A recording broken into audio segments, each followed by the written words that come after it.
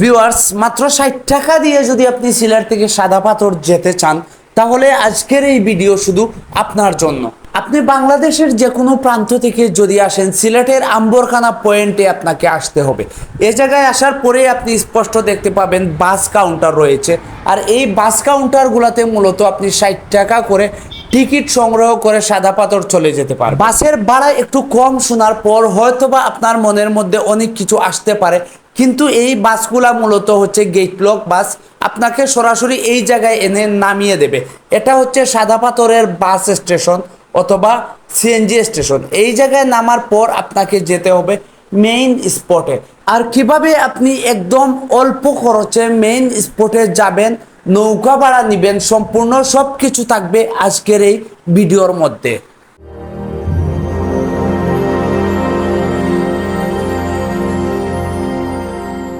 সিঁড়ি দিয়ে নামার সাথে সাথেই আপনার চোখে পড়বে একটা সাইনবোর্ড, যেখানে লেখা রয়েছে 10 নং ঘাট হতে সাদা পাথর মেইন স্পট পর্যন্ত ভাড়া 800 টাকা, মানুষ 8 জন যেতে পারবেন একটা নৌকা রিজার্ভ করে।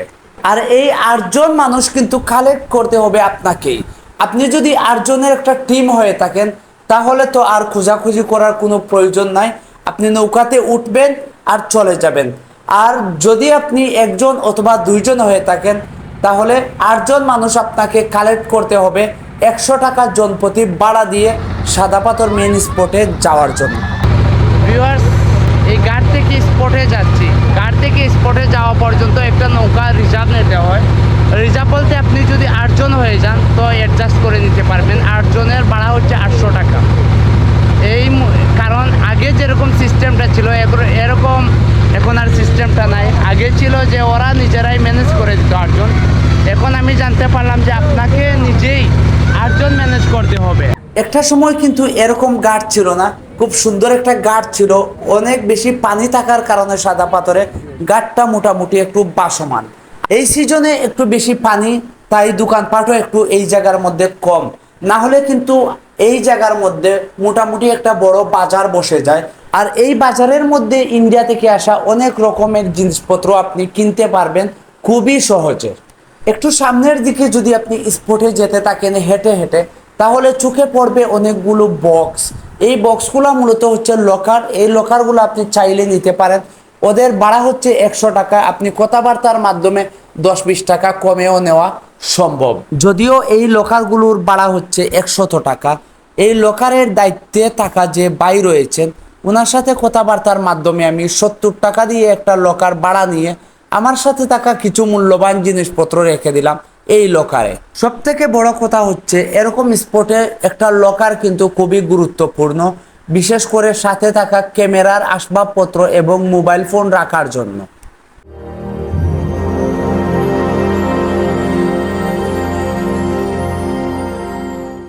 এই সাদা পাথরে এসে কেন জানি মনে হলো এটা কি আমরা মূলত প্রকৃতি কন্যা নামে চিনতাম, কিন্তু এই মুহূর্তে এই সাদা পাথর দেখে মনে হচ্ছে এই প্রকৃতি কন্যা কেন আজ ধূসর বিবর্ণ। অথচ এই প্রকৃতি আমাদেরকে বাঁচিয়ে রাখে, আর এই বাঁচিয়ে রাখা প্রকৃতিকে আমরা ধ্বংস করার জন্য উঠে পড়ে লেগে থাকি।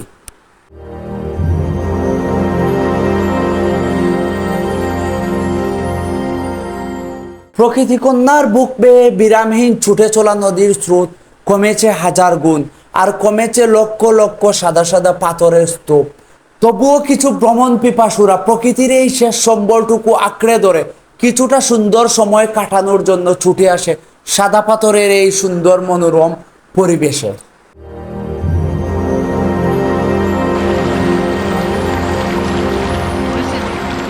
মেঘালয় পাহাড়ের কুল ঘেঁষে বয়ে চলা অপরূপ সৌন্দর্যের লীলাভূমি প্রকৃতি কন্যা সাদা পাথরের দূরত্ব সিলেট আম্বরখানা থেকে 35 কিলোমিটার থেকে 40 কিলোমিটার পর্যন্ত।